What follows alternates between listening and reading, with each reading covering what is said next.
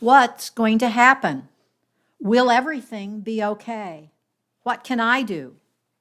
In these days, we find ourselves too often stuck with these questions on repeat. What's going to happen? Will everything be okay? What can I do? We grasp at signs and markers, articles of news and analysis, Facebook memes and forwarded emails, as if the new zodiac, capable of forecasting all that life may yet bring our way, as if we could prepare, as if life had ever made any promises of making sense or turning out the way we thought, as if we are not also actors in this still unfolding story. For this hour we gather to surrender to the mystery, to release ourselves from the needing to know, the yearning to have it already figured out, and also the burden of believing we either have all the control or none. Here in our song and our silence, our stories and our sharing, we make space for a new breath, a new healing, a new possibility to take root. That is courage, forged in the fire of our coming together, and felt in the spirit that comes alive in this act of faith, that we believe still a new world is possible, that we are creating it already here and now. Come, let us worship together. As is our custom, if you'd like to come and light a candle for whatever personal or private reason, please do so while we sit in stillness listening to the prelude.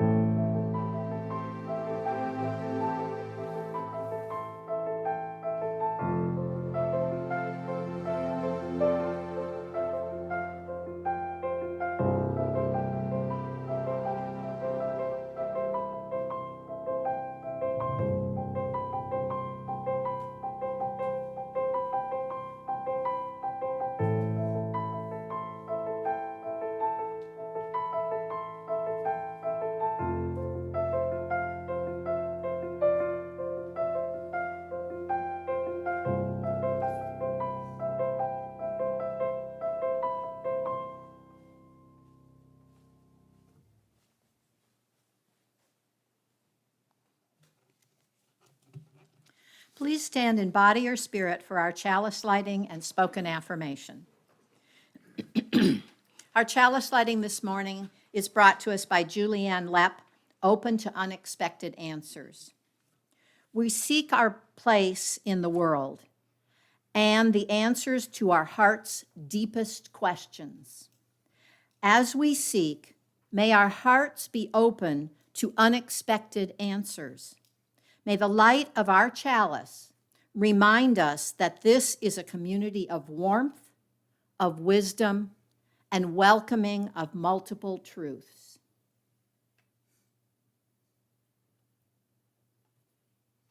Join me as together we remind ourselves of the affirmation that is a cornerstone of our free faith tradition. The words, should you need them, are in the morning program.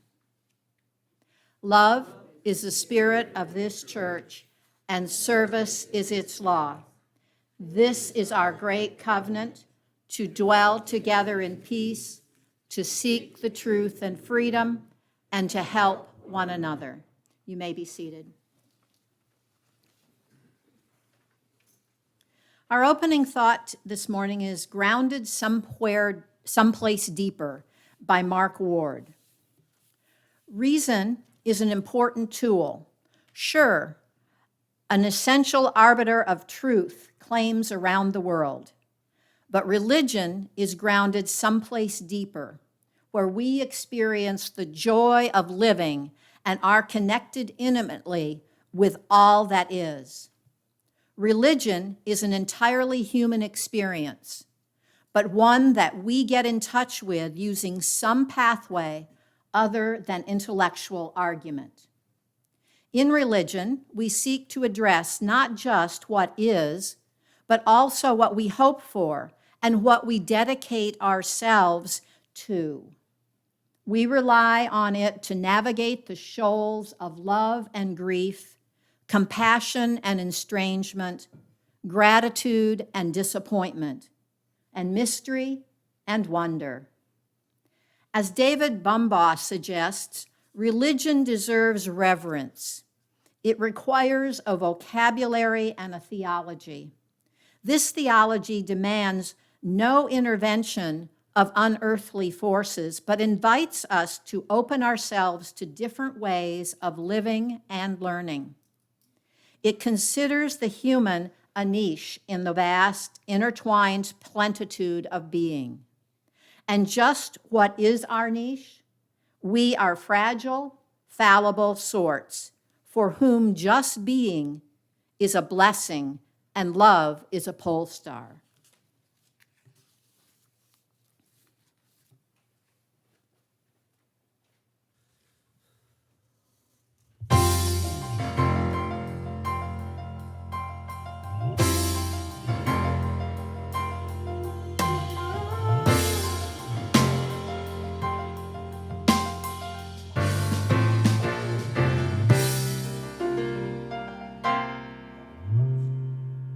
Morning has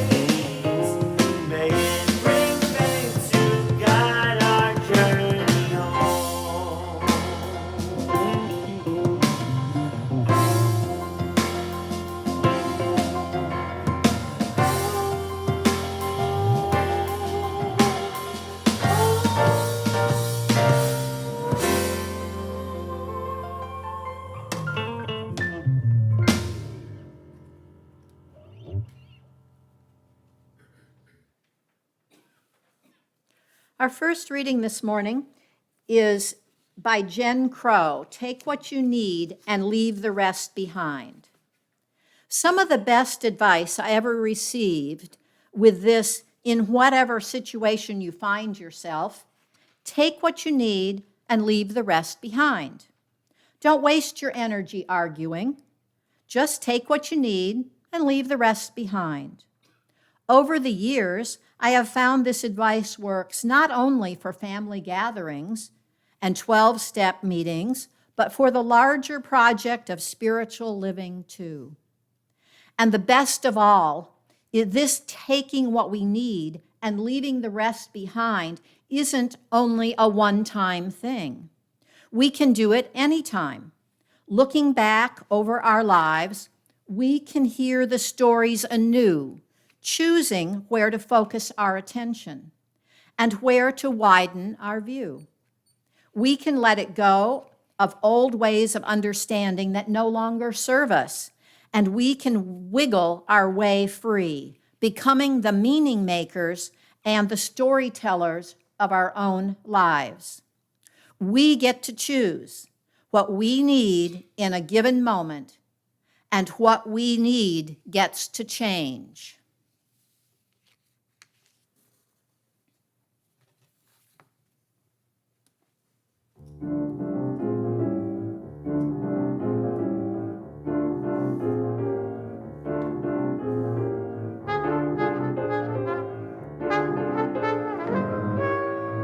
You got to do when the Spirit says do.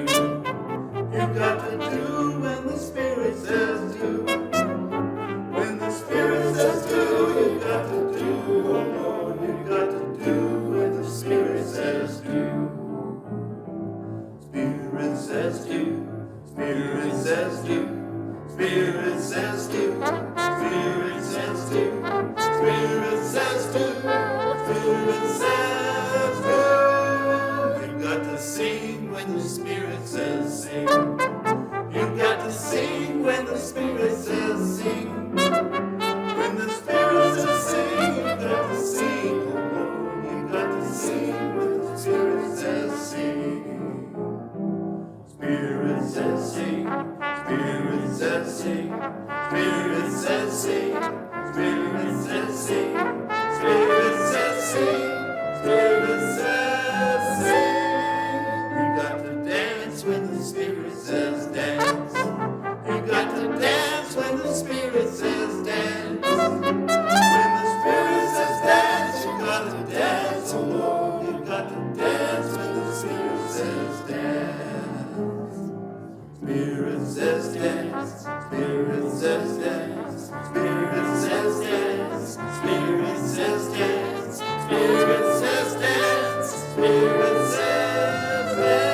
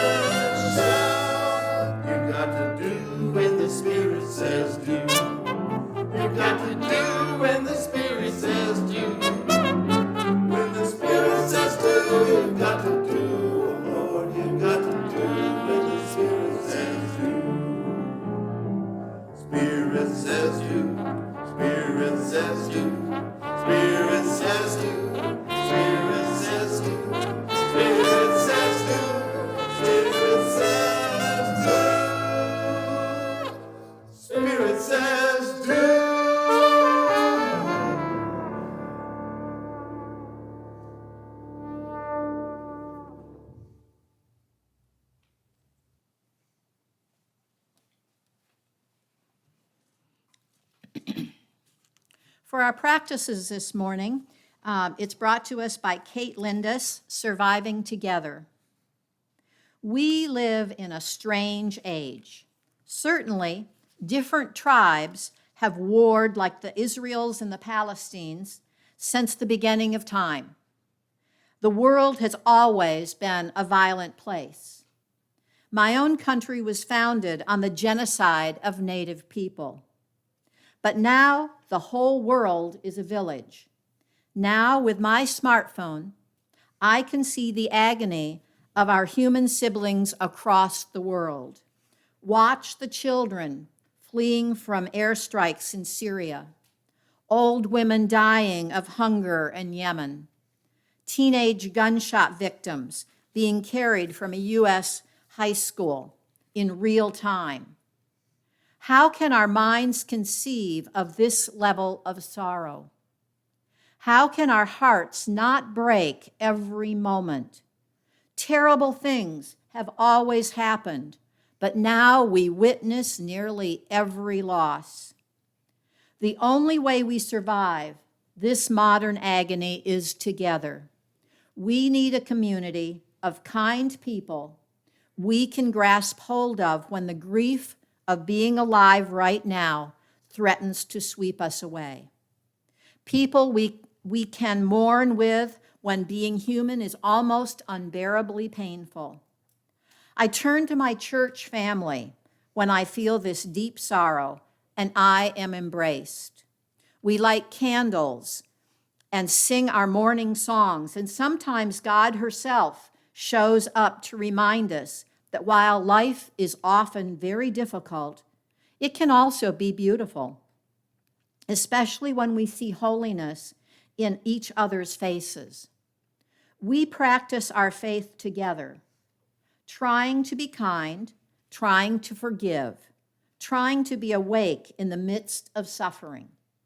We lean into our faith tradition and into each other. Please join me in a moment of silence.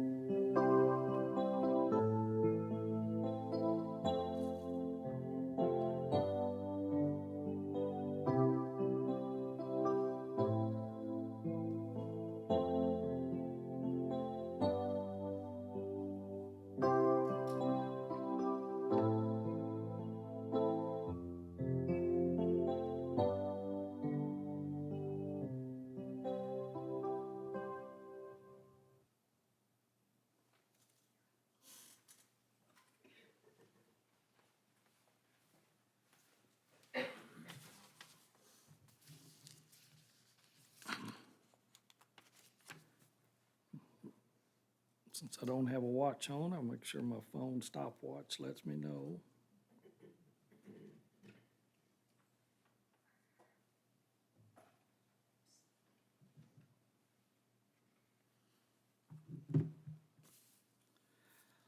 So Karen Armstrong has written a number of books, which include this concept of a reaction to modernity.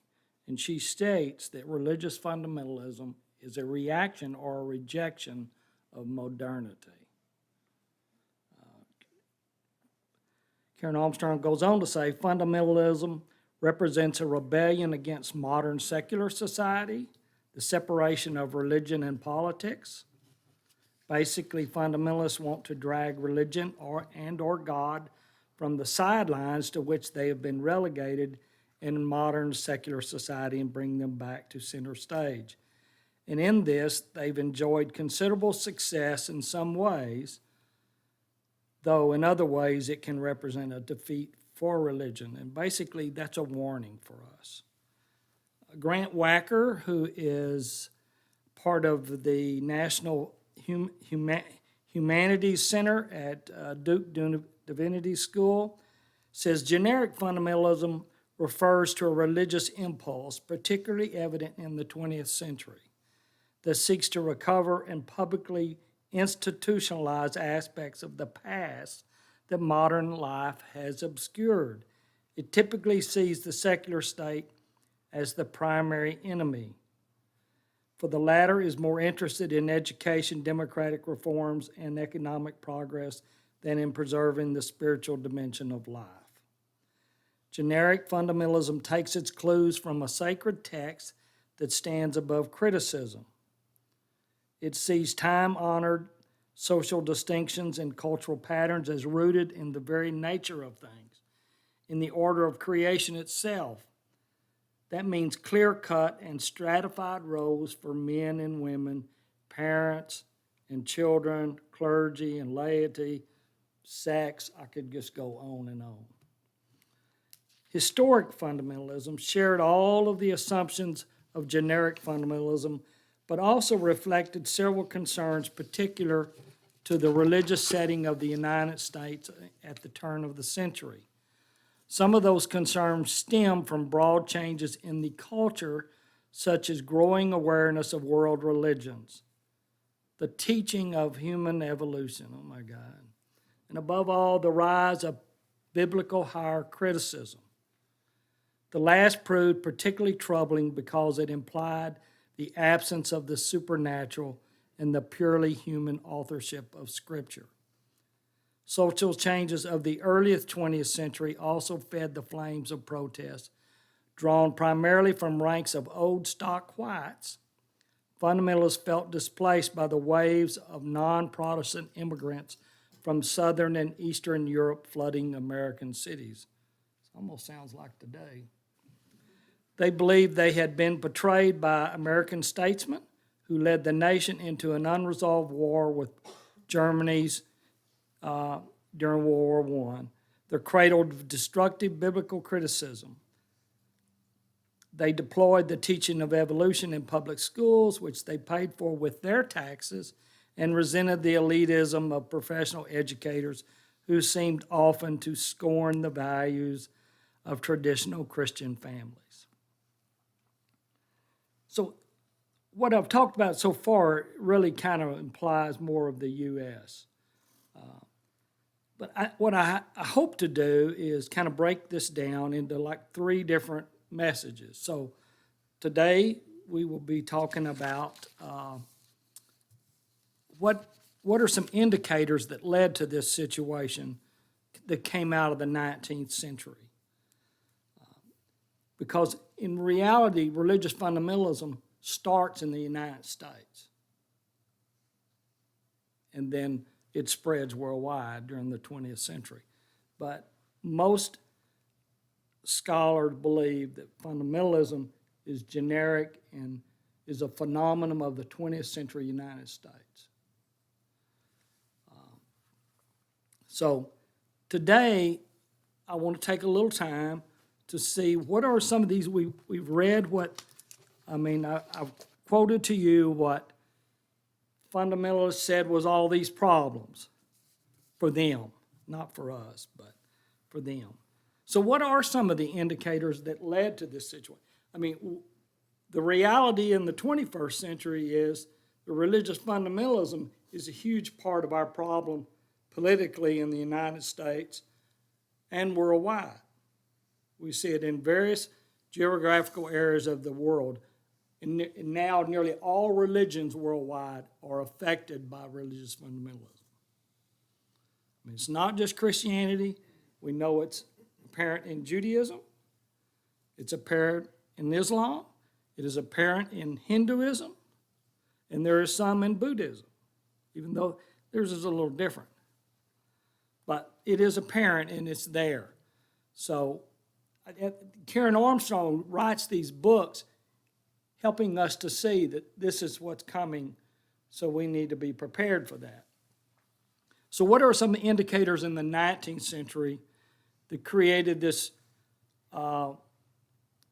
belief by a certain group, evangelicals basically in the United States, who felt like they were on the fringe of the world was passing them by? So I think one thing we could look at is Frankenstein.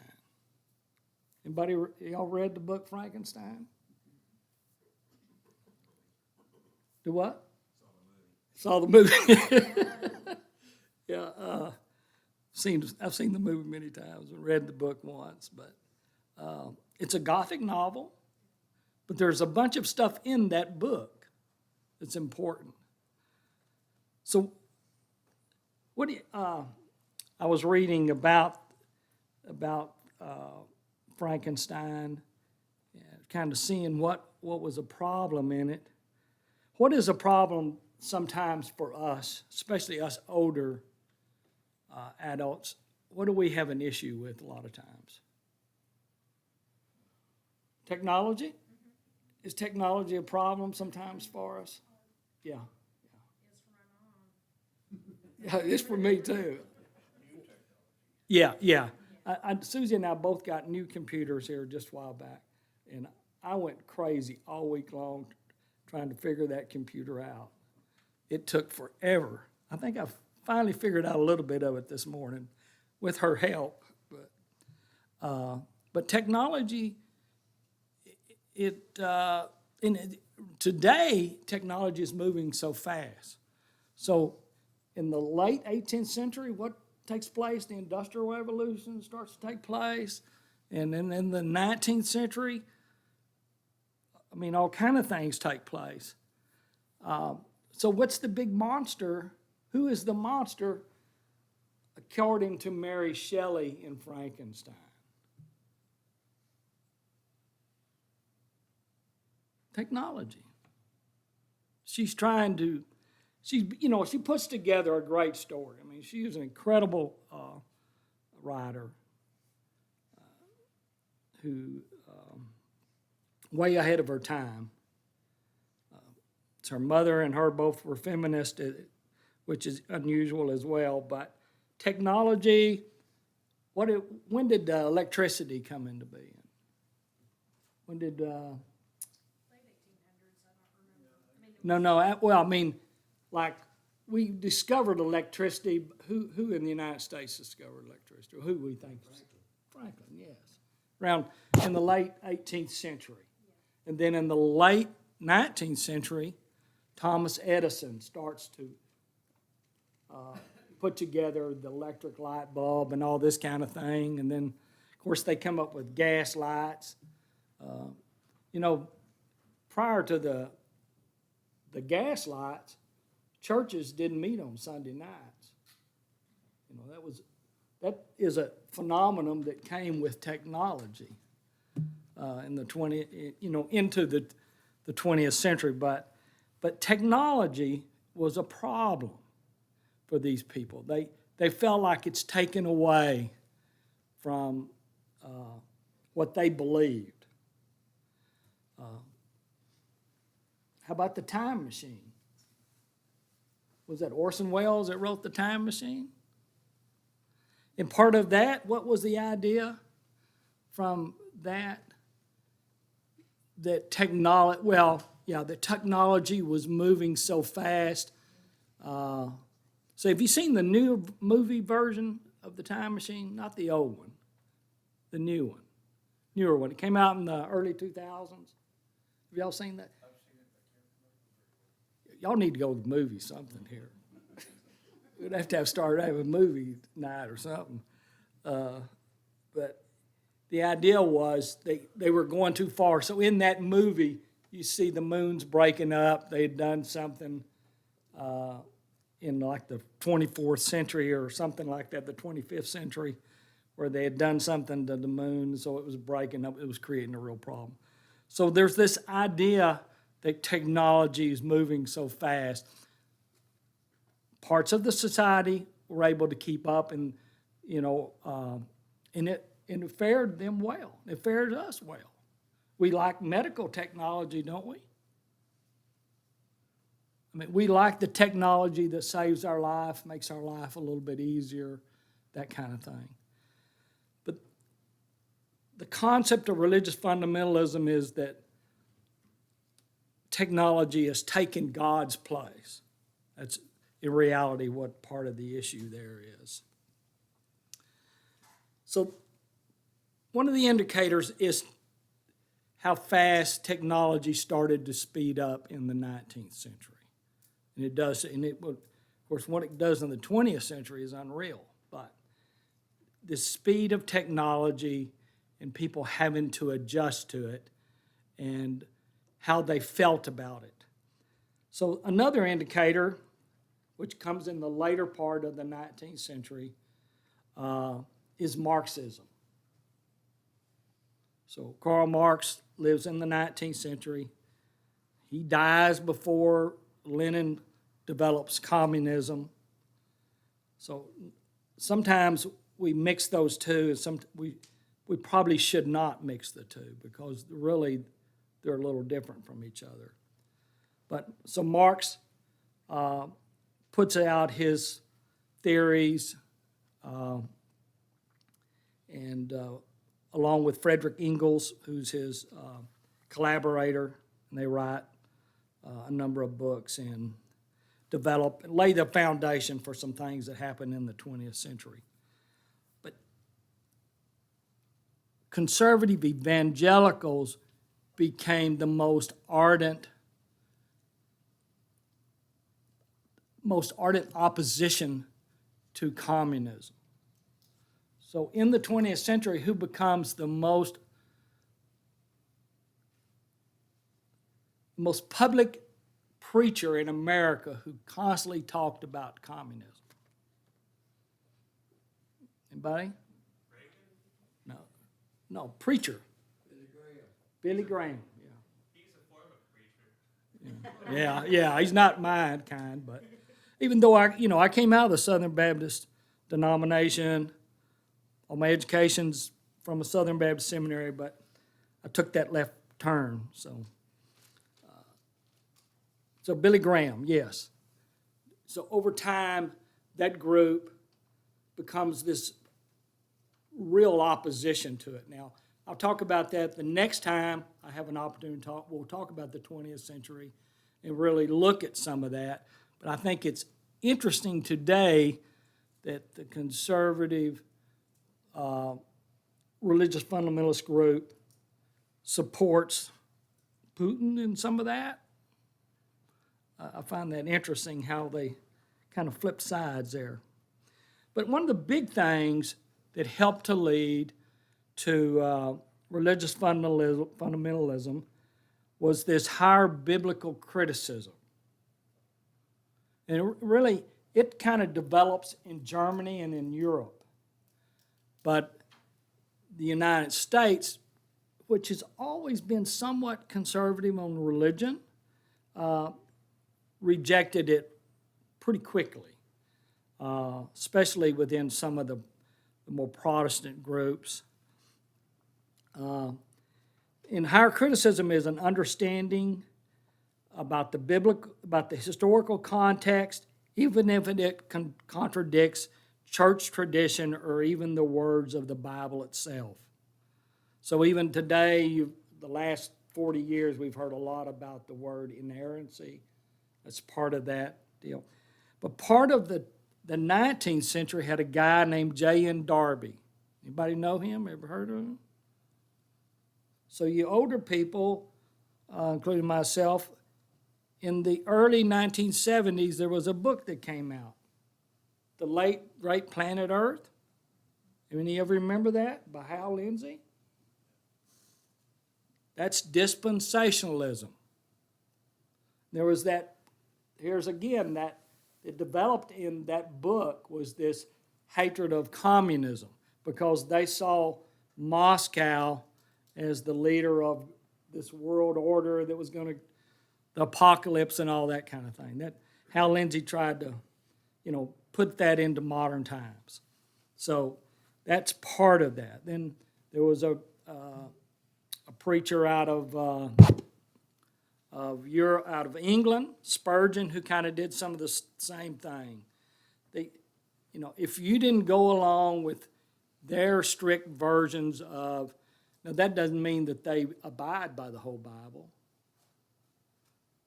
They cherry pick, but they didn't like this higher biblical criticism. And World War I to them was bad because Germany was the place where it was born out of. And even today, you get into these more conservative seminaries, there is this context of this higher biblical criticism. You're not supposed to question anything. You're being told what to do. Authority, all this kind of thing. The Bible, God directed somebody to just write it all down, that kind of thing. That is their belief system. But this higher biblical criticism, as it developed in the late 19th century, is an indicator of what's going to take place in the 20th century. It'll grow over time. So what's one of the other big things would have happened in the 19th century? It wasn't just the United States. It actually started in England with one particular person, but it becomes a worldwide thing that we use in science today. Darwin, yes, exactly. Evolution. Evolution becomes the big thing. It's like the elephant in the room. Because in the 20th century, in the United States, the first public reality of religious fundamentalism is the Scopes monkey trial. So this is how it evolved out of that 19th century. And I think, Darwin, if you just really sat down and read his books, they're pretty good. I took a graduate course at SMU called Reading Darwin. It was not a science book. It was a literature class. But you had to take a number of his books and read them. So you saw different ways of looking at Darwin and evolution, but evolution is here to stay as long as we have science, I hope. I hope it doesn't disappear. But there is a part of this group, that this religious fundamentalism, that evolution is a problem. And it relates to that higher biblical criticism. And then the last thing within the 19th century that starts to take place is they're beginning to. So what happens in the middle part of the 19th century for the United States that changes a lot of things? Well, the Civil War. So you now no longer have slavery. And so the slaveholding states in the United States, to make it, and to do and to grow and to make all that money, their belief was they were going to export that concept of slavery. But slavery, due to the Civil War, the end of the Civil War, it disappeared. But that didn't mean the evangelicals of the South wanted it to disappear. And so there starts to be talk of losing this colonial concept that the white Europeans had. So colonialism was worldwide, but in the 19th century you start to see some discussions within the European countries and the United States to back away from some of the colonials. So then when you come into the 20th century, it starts to take place, but of course World War II really has a big impact on it. But there is this discussion. There's a loss of slavery. The world kind of does not see slavery as a good thing anymore. And they're starting to question colonialism. So these are all ideas that when I was reading that from Grant Wacker, he talks about how the fundamentalists in the United States in the late 19th century and the early 20th century did not like that all of a sudden there are Southern Europeans and Eastern Europeans who are not evangelical or mainline Protestant type groups coming into America. Some of them, a lot of Catholic. The evangelicals were very anti-Catholic in the 19th century and into the 20th century. It's starting to change as fundamentalism now takes evangelicals, conservative Catholics, Mormons, Jehovah's Witnesses, and now collaborates together in some of our political realm. But so now what's happening in the 20th century is the 21st century, you're starting to see the religious fundamentalism mixed with nationalism, and that's the big thing. But the reality is, how did we get to where we're at right now? So we started to see this. Technology starts to take place. It's growing. People are really grasping it. It's becoming a bigger part of their life. There are new political philosophies starting to generate around the world, Marxism, and that's becoming a real problem. There's this higher biblical criticism, so people are saying the Bible's not true, and so that was a problem for those people.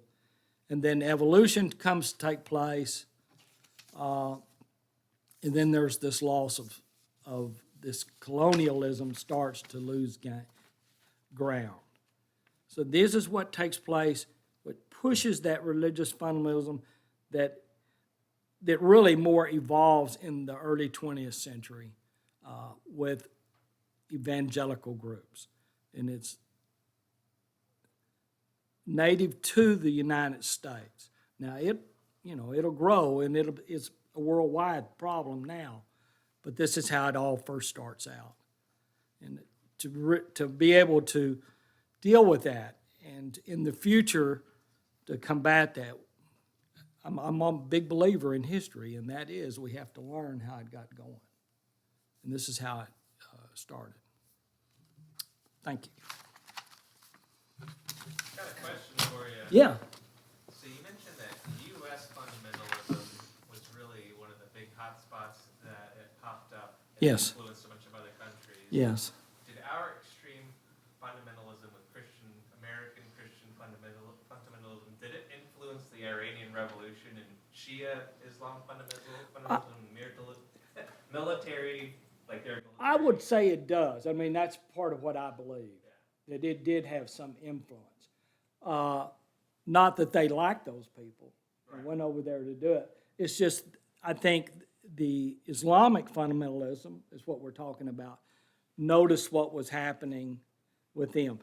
Islam, when the colonialism was started to dissipate in Islamic countries started, the fall of the Ottoman Empire helps to open that door. Then in some of those other countries like Egypt,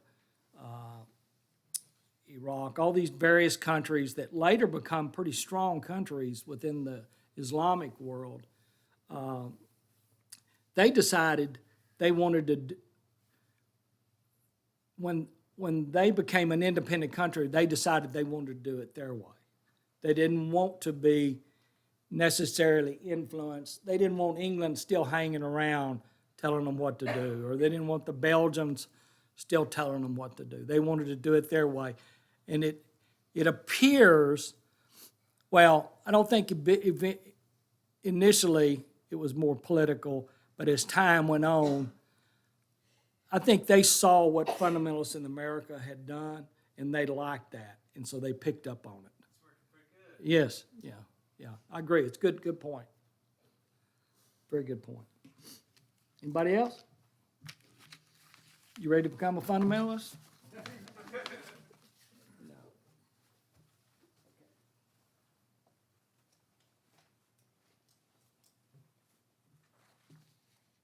We Make It Possible by Jessica Lynn. I come on Sunday feeling weary, having worn out the snooze button on the alarm clock. I come on Sunday feeling frightened, having seared my eyes reading the latest news. I come on Sunday feeling burdened, having fretted about my workday worries. But I leave Sunday service feeling refreshed, having been renewed by the spirit of love in the community that exists here. I leave Sunday service feeling whole, feeling lifted by the words of righteous challenge. I leave Sunday service feeling energized, ready to continue our fight for peace and justice. This haven, this refuge, this place of worship and wonder exists because we make it so. With our contributions, the gifts of our time, our skills, our food, our love, our laughter, and our money. Please join me in giving so that we may contribute to have a place that fortifies and challenges us in these and troubled times. The bowl awaits, or you may donate online.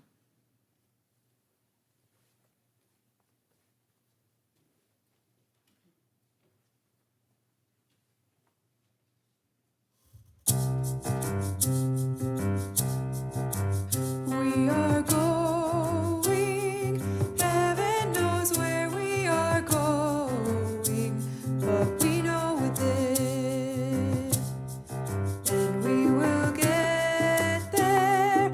Heaven knows how we will get there, but we know we will. It will be hard, we know, and the road will be muddy and rough, but we'll get there. Heaven knows how we will get there, but we know we will. Oh yeah, yeah. Oh yeah, yeah. Oh yeah, yeah.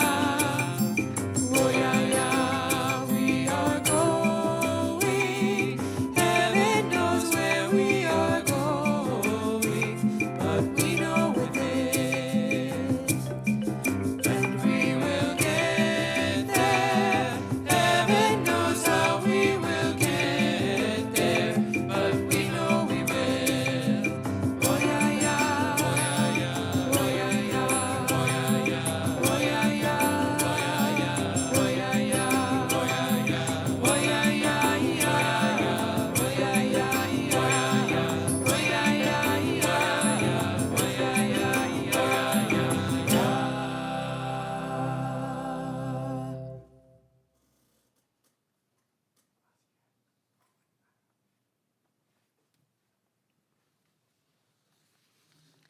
Our closing words come to us from Eric Walter Wilstrom.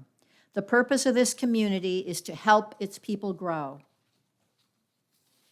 If you are who you were, and if the person next to you is who he or she was, if none of us has changed since the day we came here, we have failed. The purpose of this community, of any church, temple, zendo, mosque, is to help its people grow. We do this through encounters with the unknown in ourselves and one another, in the other, whoever that might be for us, however hard that might be, because these encounters have many gifts to offer. So may you go forth from here this morning, not who you were, but who you could be. So may we all. I invite you to stand in body or spirit for extinguishing the chalice. Please join me in saying the words. They should, if you should need them, they're in the morning program. We extinguish this flame, but not the light of truth, the warmth of community, or the fire of commitment. These we carry in our hearts until we are together again. Go in peace to be peace.